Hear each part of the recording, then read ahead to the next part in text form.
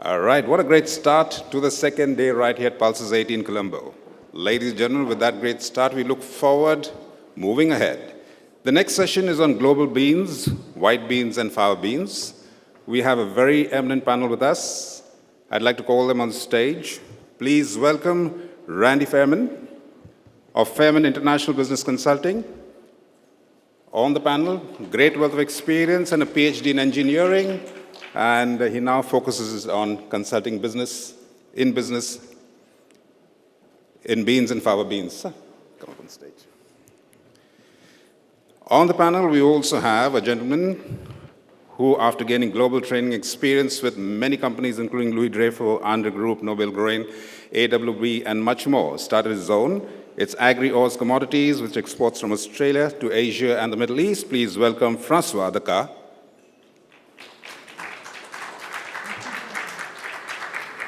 The next gentleman is an acknowledged expert in the MENA region, and he always has very smooth relationships with his clients, both upstream and downstream. Please welcome from TK and Danny, Atef Tadros.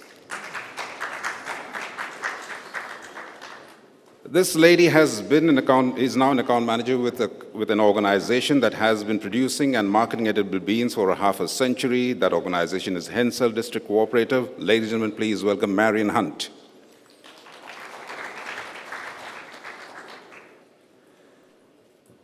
Sergio Raffaeli, coming up next, represents the Argentine Pulses Association. He's from Wenstrade. Ladies and gentlemen, please welcome Sergio Raffaeli.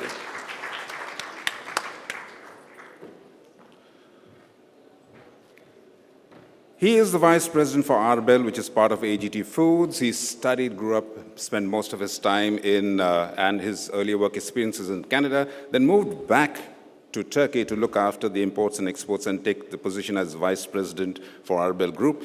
Please welcome Onur Ozdemir.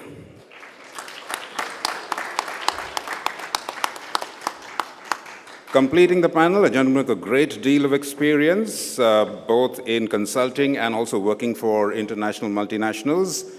And now he is co-owner and general manager of a company that works out of Ethiopia, ACOS Ethiopia. Please welcome Kassahun Bekele.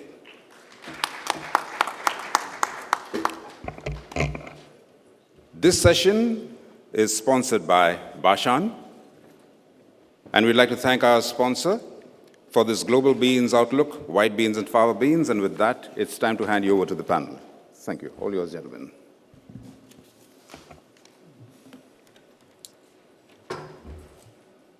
What a great pleasure and an honor to be here. The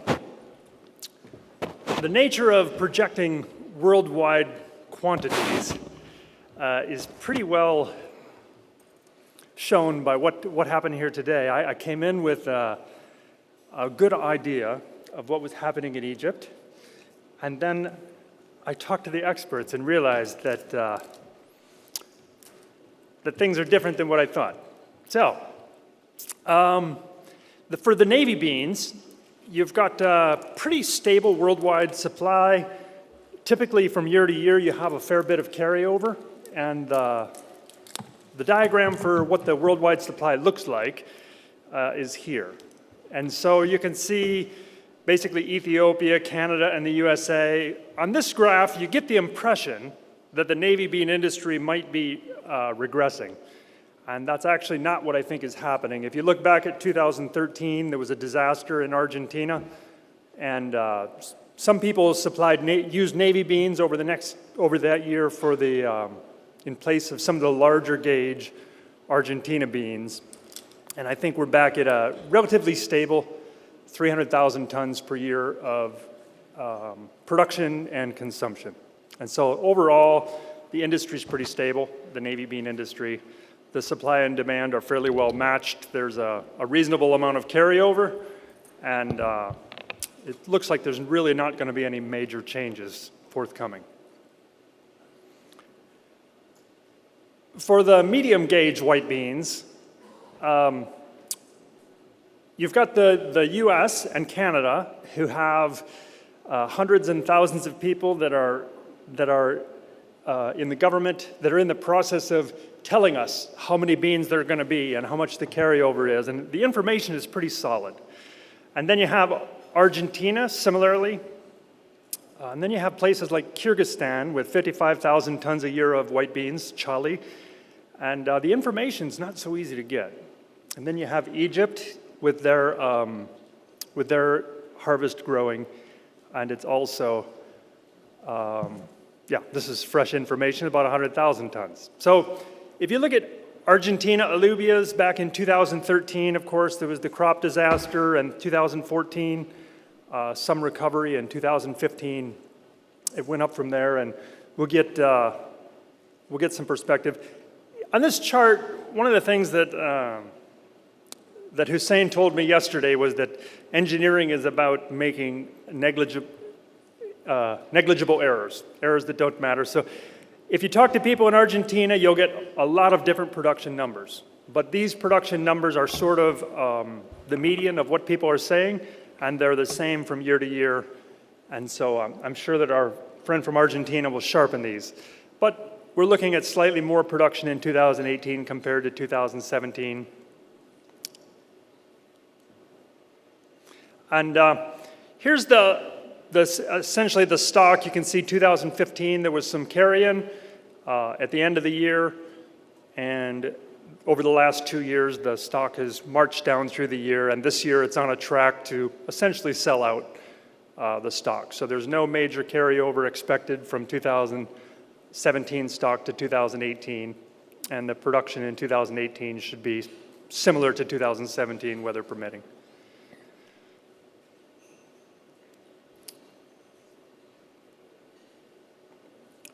So for the US and Canada combined, we're looking at something around 100,000 tons, assuming the weather is similar and you're counting the carry-in.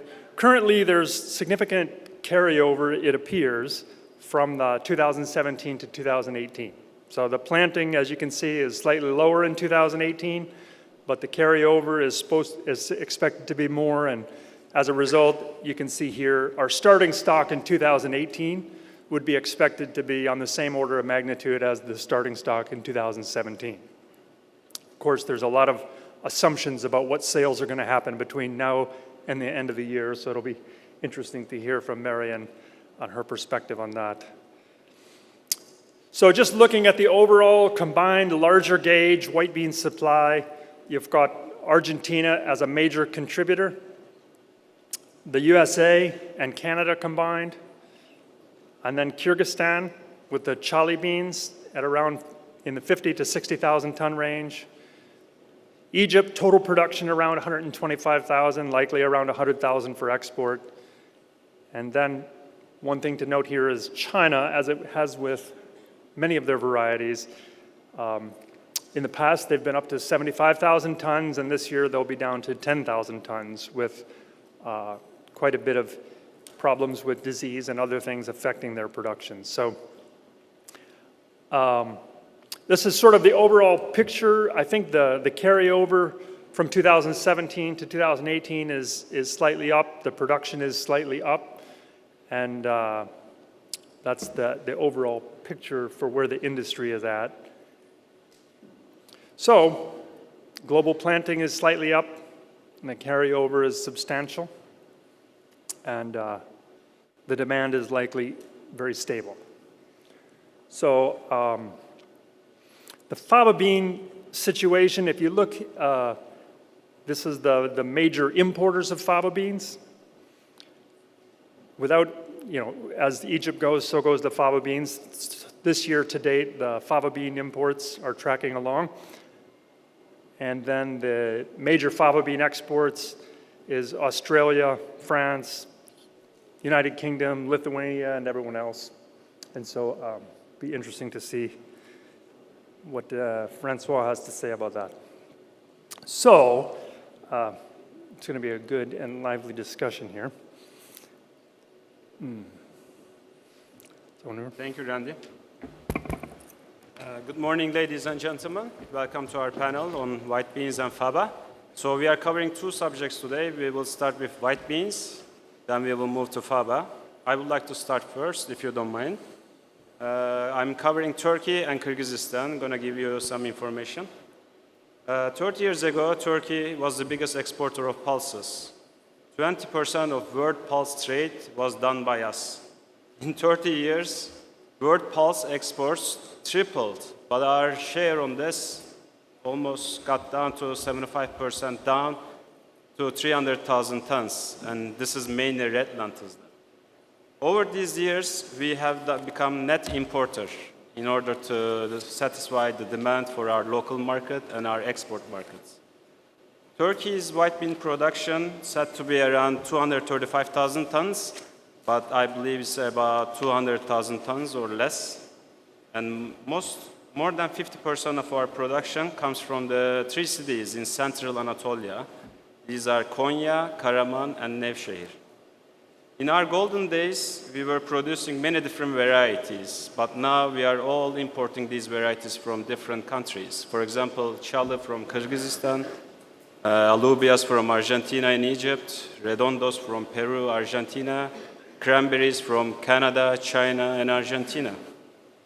Last year, we imported about 45,000 tons, and in first 3 months of 2018, this number has been reached to 20,000 tons or more. This is mainly because of the import duty being reduced from 20% to 0% until June 1st of 2018.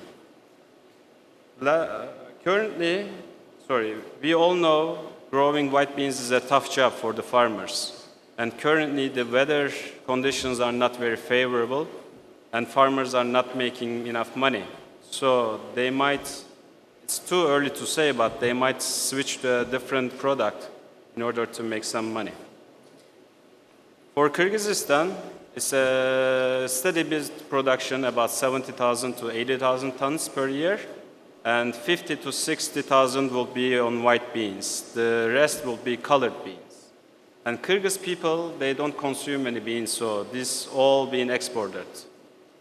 The producers in Kyrgyzstan have been investing in the machinery, and they are doing cleaning and sizing now. So they are exporting directly to the markets that we, as Turkey, used to export. For example, Turkey used to get maybe 40,000 tons per year. Now we are getting 24,000 directly from Kyrgyzstan. And Kyrgyzstan exporting to East Europe and Balkan areas about 14 to 15,000 tons. And they are opening new markets like Iran, Georgia, and Russia. So this is the basic information of the production this year. And I would like to pass the microphone to dear Marion with a question. What do you think about the latest planting intentions report of USDA and Ag Canada?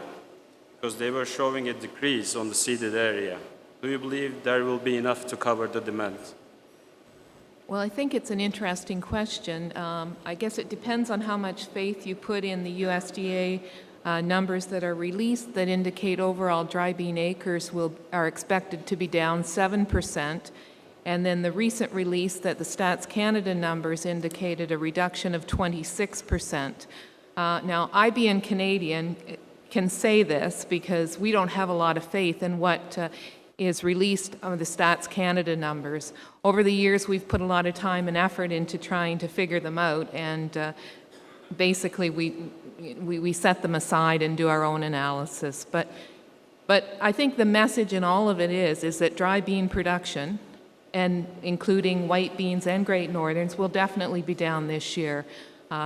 Early indications would maybe call it's down 5% in production of navy beans, and Great Northerns maybe down 15%. That being said, we are about 3 to 4 weeks away from our initial planting, so there's a lot can happen between now and then. But generally, our contracting programs have been closed. Growers aren't engaged in any further discussions on additional contracting, so we're very concerned that we're not going to meet our usual targets on white and Great Northerns. So we've also seen some additional interest in Great Northern beans, so that's going to certainly deplete any of the carryover that we expect going into next year. Thank you. Thank you, Marion.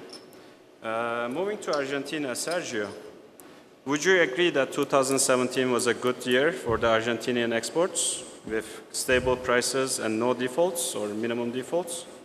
Also, we hear that seeding in some areas are delayed due to the excessive rains. And what do you think about the upcoming crop, how this will affect? Okay. Thank you, Onur. Good morning. Yes, in general, 2017 crop was normal in terms of business and fulfillment of that.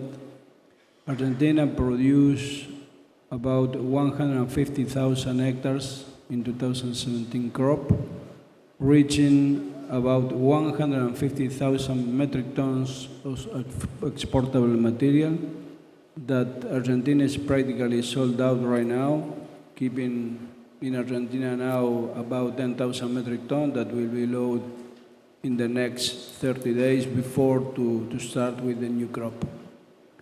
Prices were stable between 1,050 up to 1,150 without too much comments about defaults or quality problems, because in general the quality was nice. Regarding the new crop, the expect of the farmer was to plant more or less the same area, but due different weather problems, finally the area planted reached about 140,000 hectares, 10,000 hectares less than last year.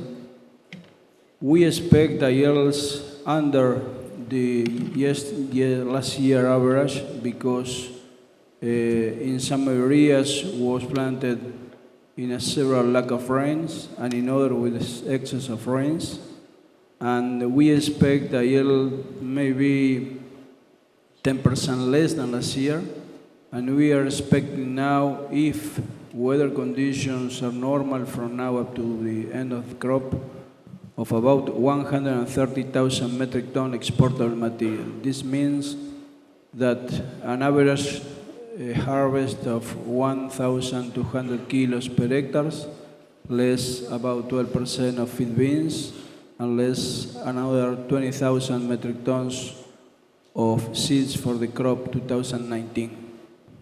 And the frost risk is over, or? Yeah, of course, this is the main problem that we have in the next 30, 40 days up to finish to harvest. Okay, thank you very much. Thank you. Mr. Kassahun from Ethiopia, please tell us about the current stocks and the market conditions.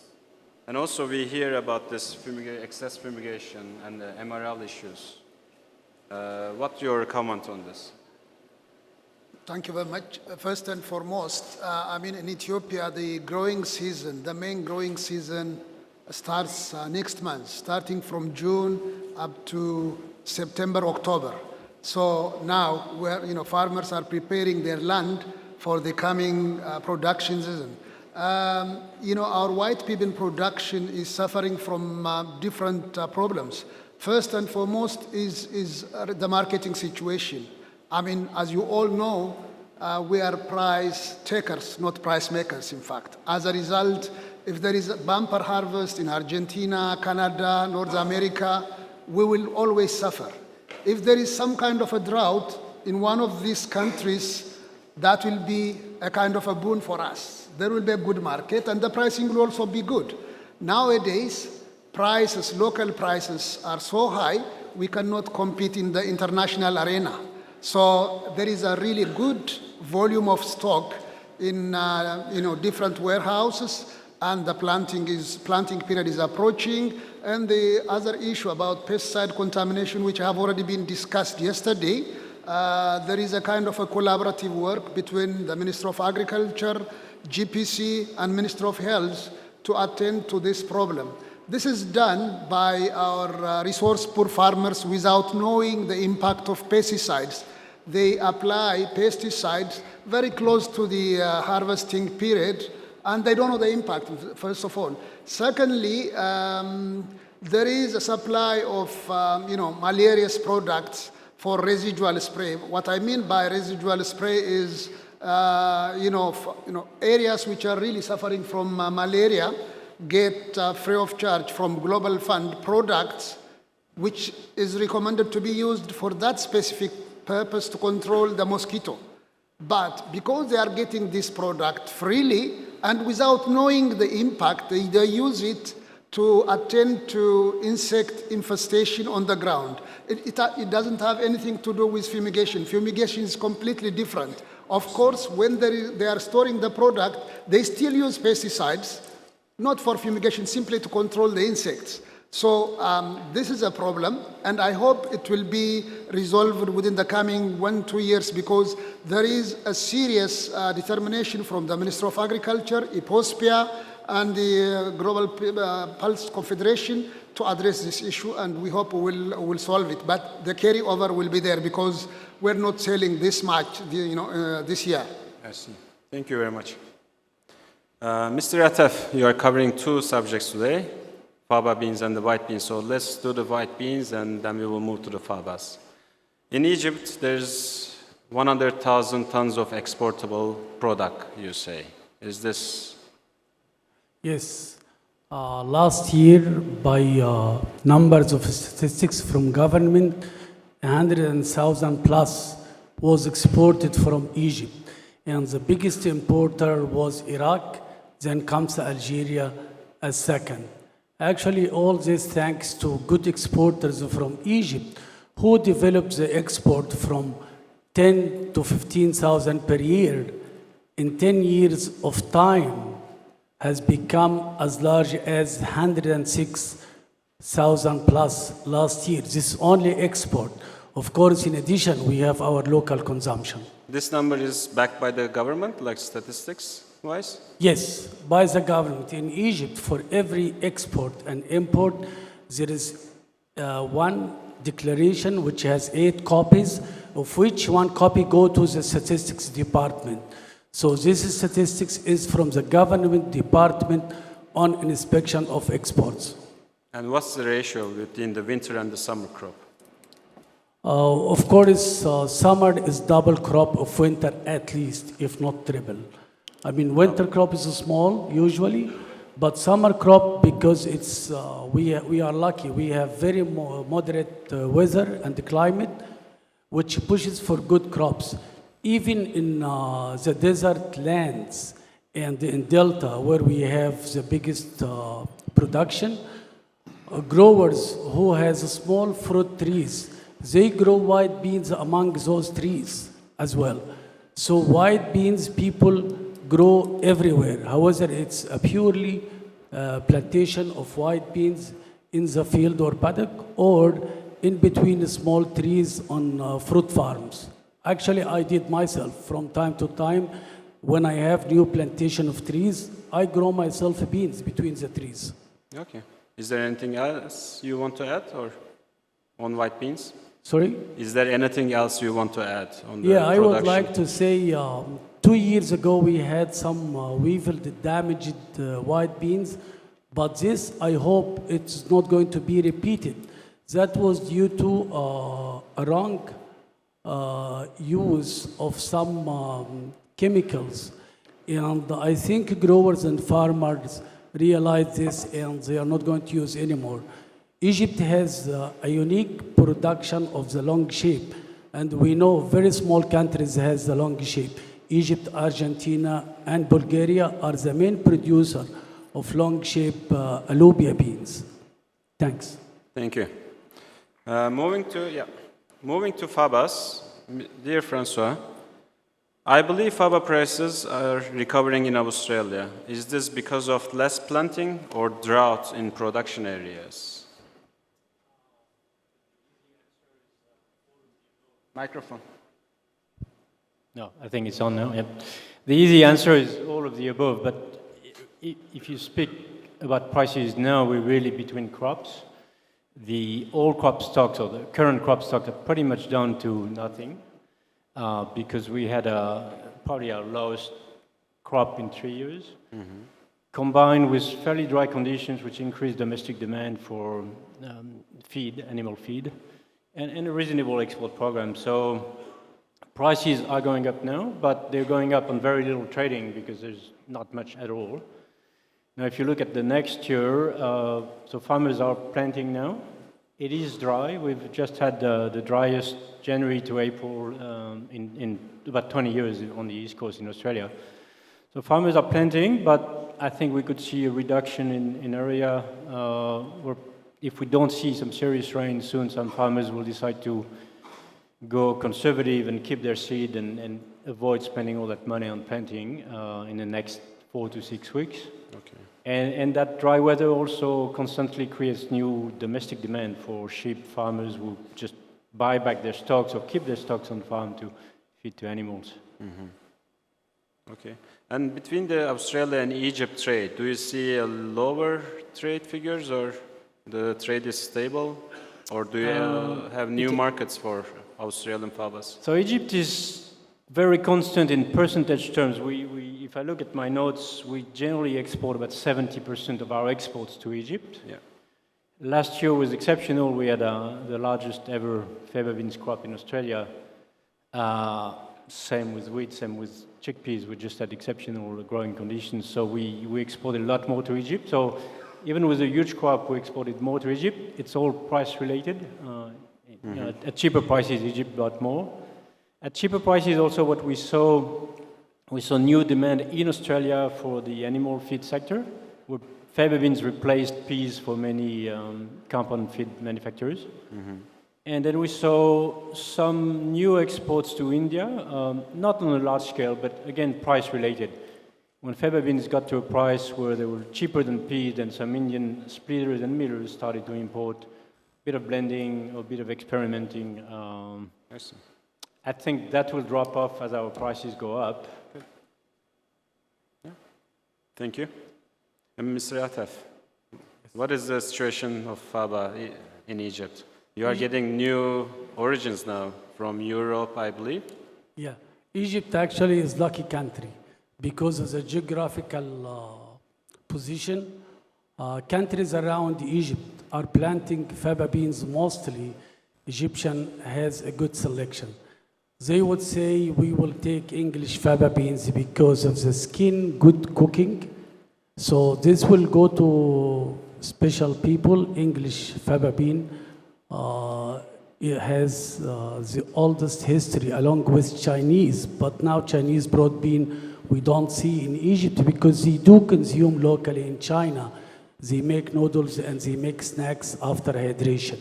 So UK is staying a stable supplier to Egypt for Faba bean because of color and because of quick cooking. This is for English Faba bean. Newcomers from Europe, Germany and Sweden, from Western Europe, in addition to Baltic countries, which are becoming a heavily supporter and supplier to the Egyptian market. Egyptians are lucky also because they control the prices, because there is no other home which will consume or import as much as Egyptian. Egyptian, I would agree to Francois, will take from Australia at least more than 70% from Australia crop, which sometimes reaches 340,000. So 70% out of that will go to Egypt. And actually, as a trade, commercial-wise, we respect all the saying of using for feed to compete or go to India or some other countries. But Egypt will decide the price at the end. Egyptian has to buy, but also they control the prices because of the local market. For example, now, at this moment, Faba beans in Egypt from Australia are traded locally anywhere between 340 to 360 as per quality offered in market spot. But in Australia, it's reaching the 400 level. But no one will go and buy at 400 till Egyptian prices will improve locally close to the 400. Thank you. So will it improve in Egypt? Sorry? Will it improve in Egypt? If consumption increase, of course it improves. It's market. Market creates its own prices as per consumption, demand. It can improve. Thank you. And Mr. Kassahun, you have something to add on the Faba? Yeah, I mean, Ethiopia is endowed with vast areas of cultivable land. Out of these, currently in 2017-18, more than 12.7 million hectares were really cultivated. And out of these, pulses represent 1.6 million hectares. And the first commodity from pulses is fava bean, in fact. More than 430,000 hectares is allotted to faba bean. The reverse from white pea bean, most of what is produced of faba bean is utilized in the country. It's for domestic consumption. Roughly about 5–6% is exported, and the major export destinations are Sudan, Djibouti, Somalia, Yemen, and Saudi Arabia. And the trend is really increasing.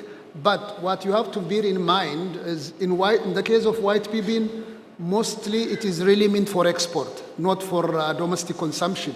In the case of fava bean, the reverse is true because the local demand is really high, although there are exports, but the trend is really increasing because areas of fava bean is bound to increase in the near future as well. Thank you. Very valuable information. If no one has anything to add, we can maybe move to the questions, or do you have anything to say, Francois? No, I will take questions. Okay. Andy, you have any comments?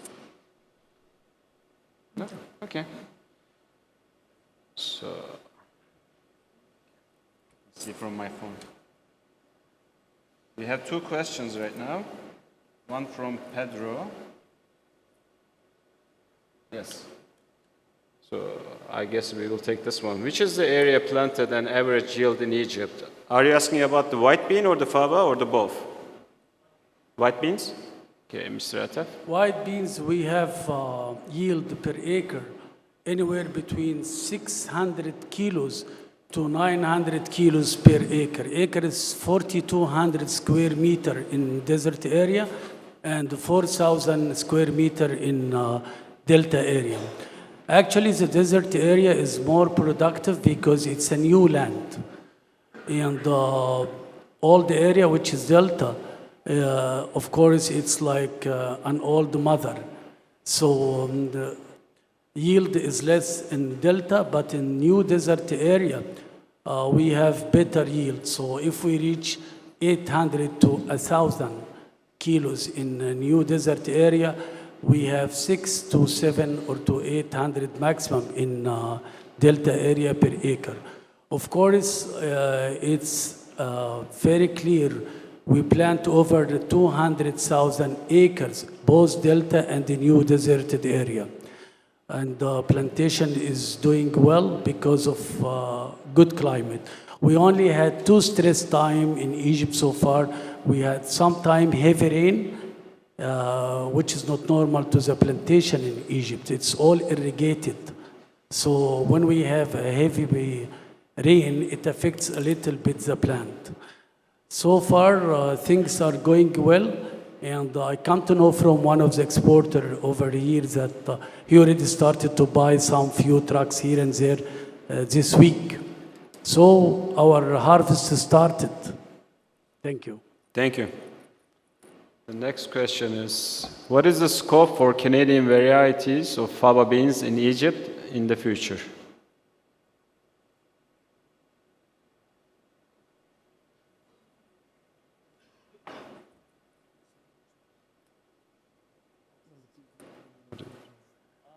That's for you. Okay. Canadians are trying their best to grow faba beans, and actually so far they are successful. We had 2 good varieties are coming into our market, of which one variety for the whole market areas, which is owned by one company, AGT, the Malik variety. It's liked by all Egyptian country. It looks like in shape Egyptian faba bean, not same taste, but same shape. And it is successful in our market, depend on pricing from time to time. The other variety, Snowbird, is successful only in Upper Egypt, 2 small towns.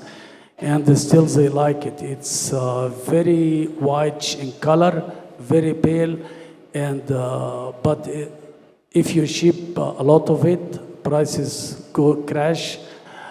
If you ship a bit by bit, prices holds like anything. So Canadians so far are successful thanks to their scientists, growers, and exporters. Thank you. Thank you, Mr. Atef. Is it possible to put the slides on this side and questions on this side? Because there's a question about Faba bean slice, so we want to show that again. No, not possible?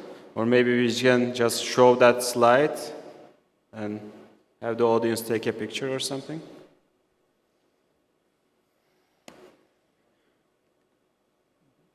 Good thing that we have lots of time. It's not like the last year that we run out of time.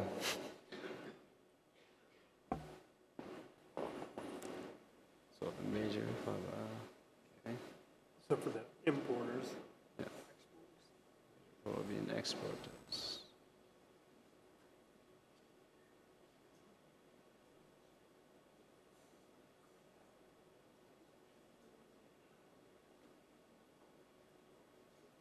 Which was the question? No, they just wanted to see the slides on the Faba bean, so maybe if that information has passed through, we can switch back to the questions.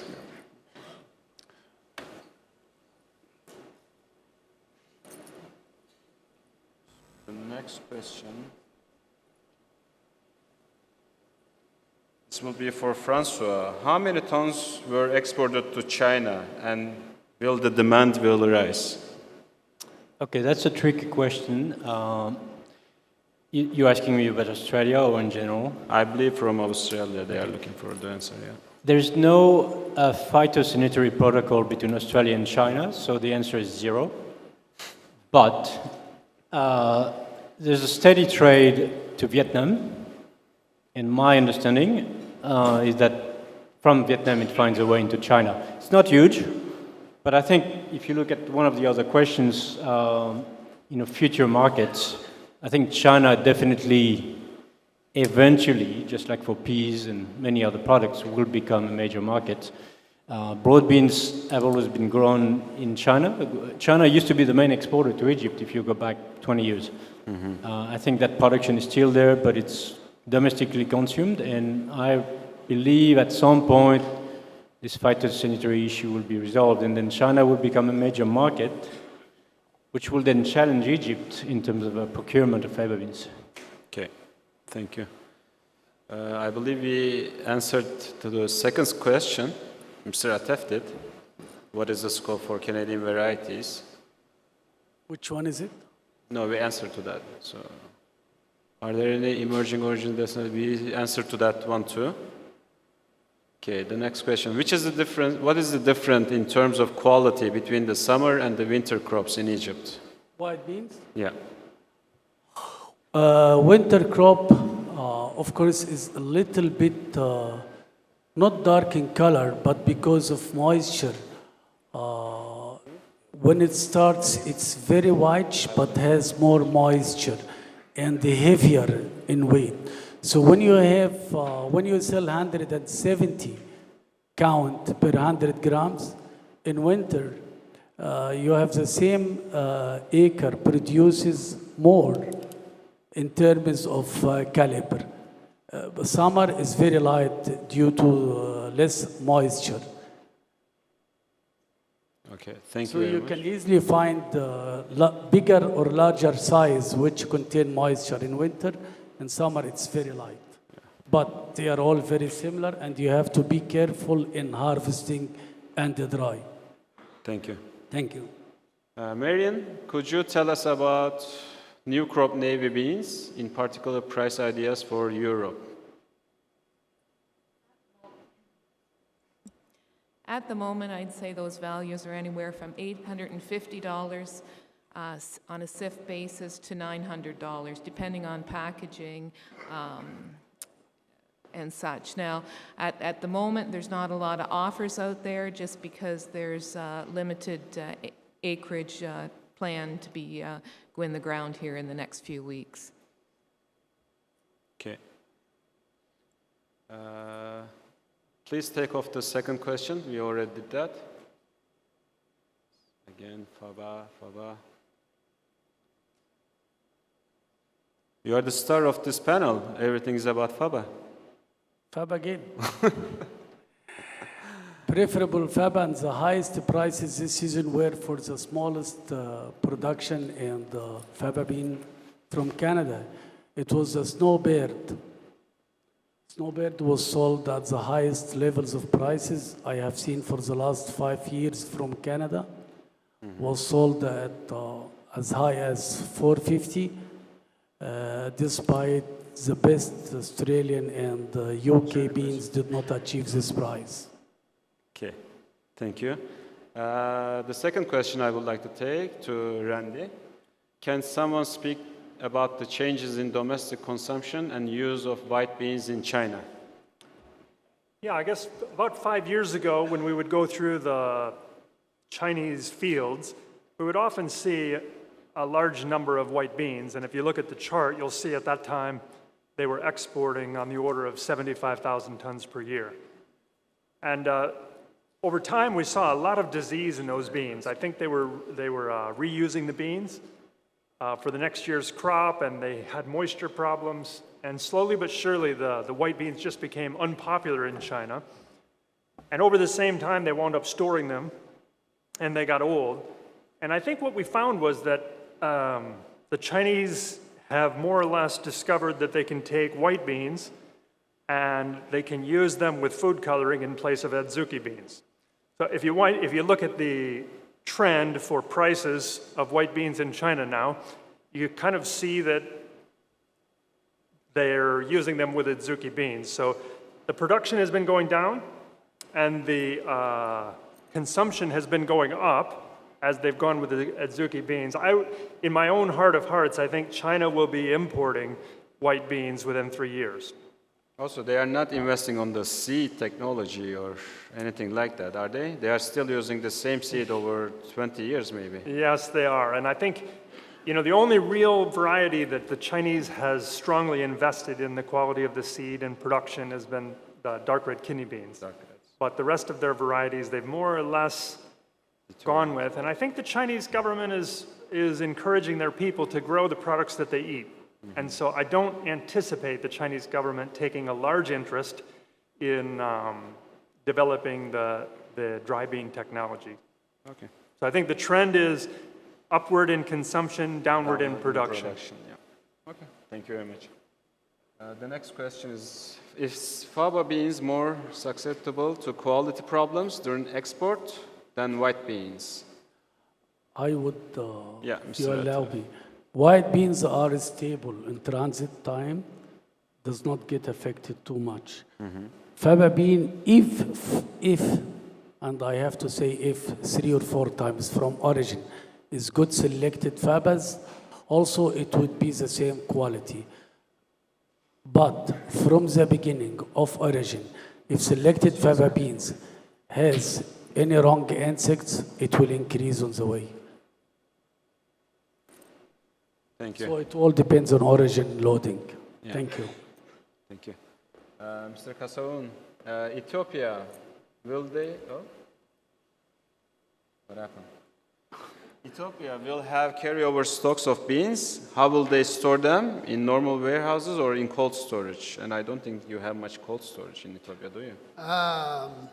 For storing dry pulses, normally our exporters or traders, they don't use cold storage. In fact, we don't have it. That facility is restrictly meant for perishable items like flowers, horticulture crops. But bear in mind, in Ethiopia, the temperature variation is not that much big, really, during summer and winter. As a result, it is not the kind of storage which matters. What really matters most is how you are really maintaining your crop, especially to keep it free of storage pests. So what they normally do is, if they see if they detect insects, they will cover with canvas and treat it with any kind of fumigant product. It could be aluminum phosphide. And in our case, I came from Akos, Ethiopia. We have got silos with a capacity of 6,000 metric tons. which can really keep all these products in an airtight condition. And we treat it once with these fumigants, and it will stay clear of any kind of pests. So for all other exporters, they do have, up to, very modern warehouses. They keep it in that condition. In most cases, they are free of insects. So we don't need cold storage for dried pulses. You have to export it all right away. Sorry? You have to export it all. Yeah. I mean, with the insects needs to be controlled, and there is, from the Ministry of Agriculture, there is a quarantine section which comes and checks before exporting these products. So, the quality of the product needs to be maintained, and what matters most is the specification of our customers, depending upon, if what percentage of dead insects per given weight is acceptable to the customer. This has to be strictly observed, in fact. So we observe that. As a result, we don't have cold storage for dry pulses. Thank you. Thank you. So we have no questions for Argentina. Nobody is wondering? Next question I'll take Todd's question. Does the Egyptian consumer have a preference for any particular origin in respect of cooking and taste? Okay. So that might also answer the other question too. First of all, commercially, prices and the quality. Prices and the quality. So I would say Australia comes as number one ranked in ration of cooking and splitting. When early crop from Australia, color is pale, or what we call in local market white, it's not really white, but they call it, they use the word white for pale color, or greenish, which is fresh. They use for cooking Australian, and some areas in Australia cook quickly, and some areas cook a little bit late. And in market of selling and buying, they say, oh, Australian this year is not well cooked. They mean do not cook quickly. And so it comes to statistics of numbers. Number we import from Australia, which varies between 150 to 280,000 metric ton per year as per Australian crops comes. Then comes next UK beans, and recently the French has come down heavily because they don't treat the crop and maintain as good. So Faba bean do not look good. They have a lot of colors, insects damage, and whatever the price, Egyptian now go more for Baltic and German, which has risen recently into the Egyptian market. So preference comes into quality, quantity, price. Thank you. So does end user calls it with the name? Do they, like the housewife, they go, I want the Australian one? Actually, not end users. Are they aware? Only the traders in the local market. Traders, okay. They create the market for each origin because they know the origins. I see.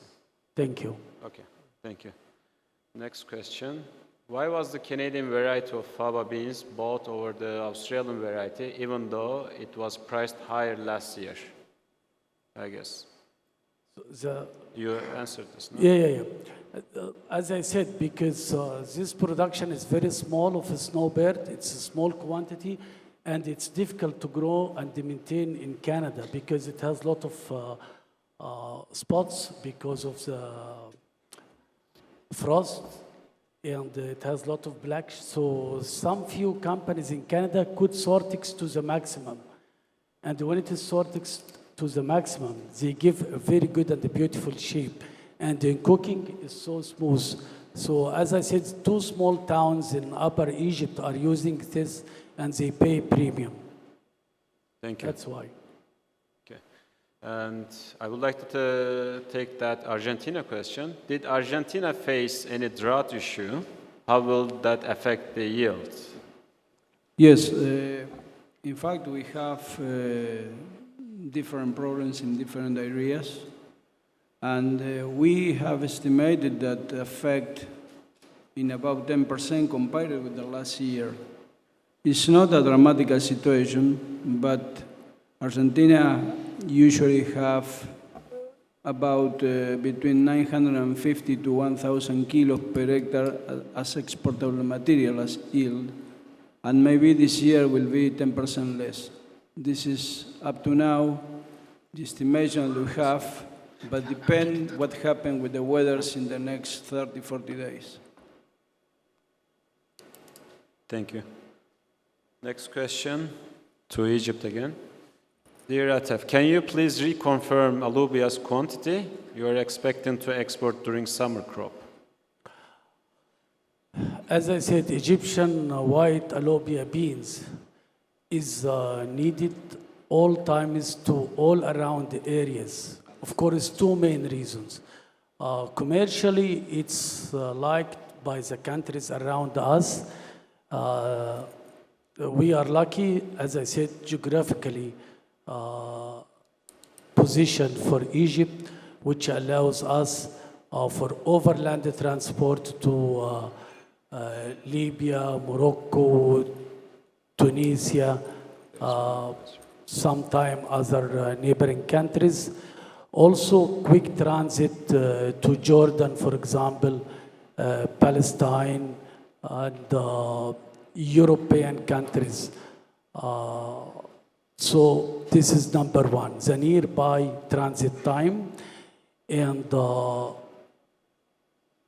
of course, during the season, we see Iraqi guys coming with money, cash. And they load, not necessarily homogeneous, not graded, but cleaned cargo, and they immediately buy. And it's good cash during the season. And this sometime will shoot prices up. And if the Iraqi are quiet, prices are stable. If Iraqi are in market with their bag of money, prices shoot up. So it's the location geographically for Egypt, and the good quality makes attraction to the Egyptian more than Bulgarian and more than Argentina around our area. And also for the Arab League Treaty and other treaty like with Europe also, because we have favorable treatment in export and import with Europe and Arab country. We have agreements on tax. Okay. Thank you. Thank you, Mr. Atef. Again, the question for you.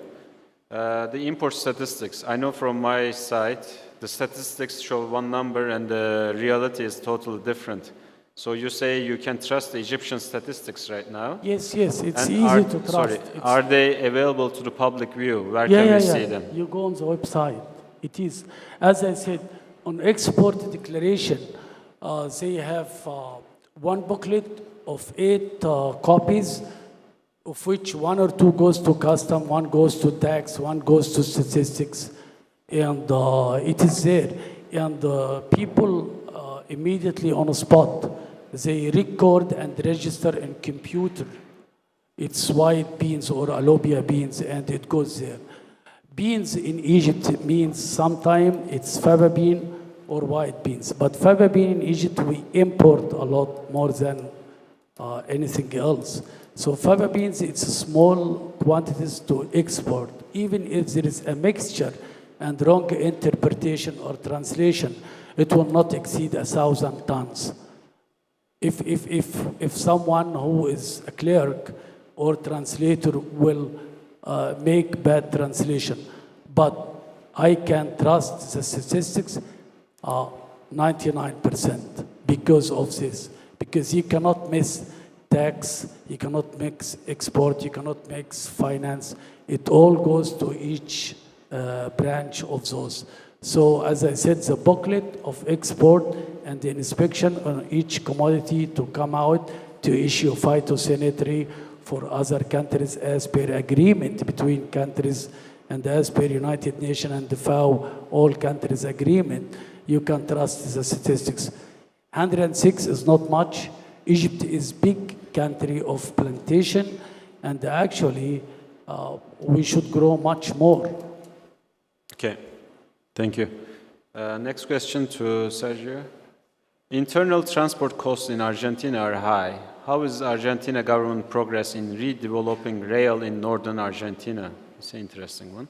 Yes, in Argentina are very high, the internal cost, and basically the freight from The production zone that we are so far to Buenos Aires is more or less 1,500 kilometers.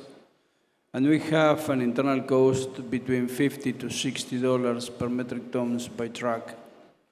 And just to compare, our maritime freight for any Mediterranean port is less than 40. Now the government is trying to recover the train to use it to move merchandise from the north to Buenos Aires, but we suppose that they need at least 1.5 or 2 hours more. Right now, just in some cases, when the location of the companies is close to the stations are better, but in general, now the cost is comparable with the trucks. Thank you. One more question for you. Could you tell us how many metric ton of production estimated for Liares type of Argentina alubias? Can you give a little bit of information, like what is Liares and what is the usual? Liares is a variety developed during the last years. It's not substantially different. It's a little. Is it longer, whiter? It's longer. Whiter depends the zone. In fact, in Argentina, all is white, but depend the zone, not the variety. And due that the international market accept the Leales varieties, is increasing the production. Now we can say that the production of Leales, again, another varieties like Inta or others, is about 25%, and maybe in the short terms, 1-2 years, will be more and more. Thank you. We have 2 minutes left. Last 2 questions, I guess. Dear Atef, what would you answer to the first question?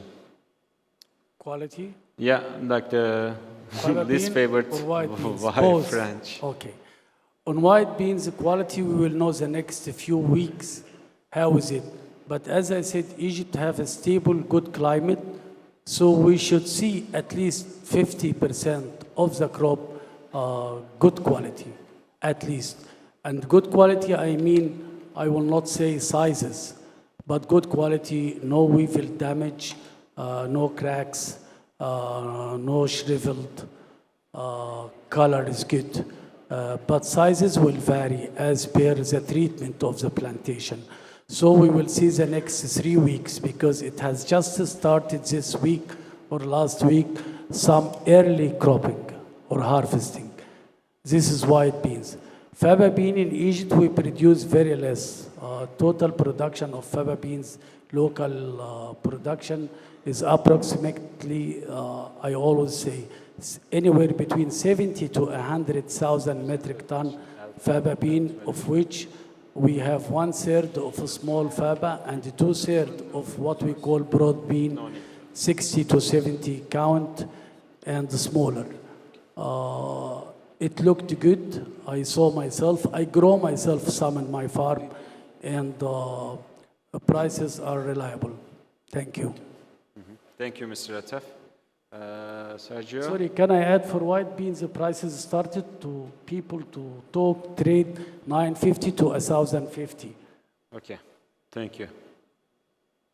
Sergio, what is the idea of quality and sizes for Argentinian alubias? And we are just running out of time now. Well, up to now, we expect good quality, because we don't have any event that say that the quality will be worse than last year.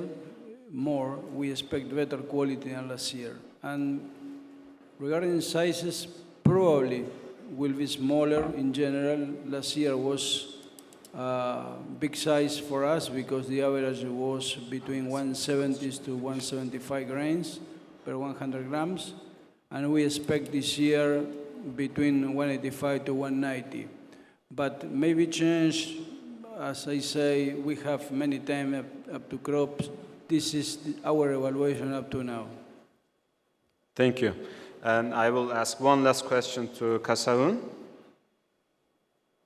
Is it correct that Ethiopia has a European-approved laboratory to check pesticide residue now?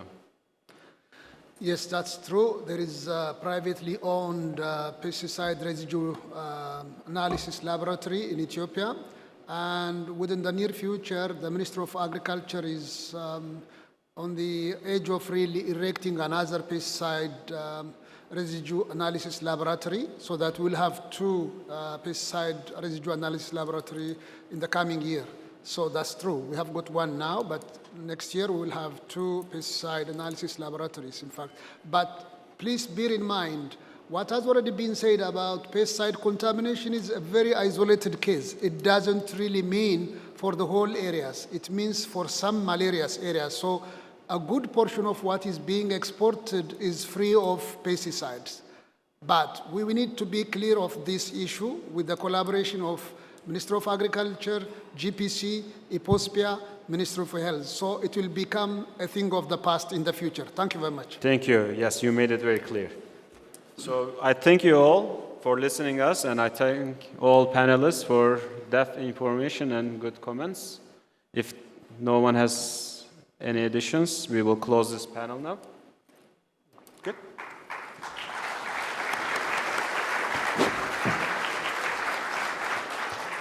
Thank you once again. Wonderful panel. Ms. Hunt, gentlemen, fantastic job.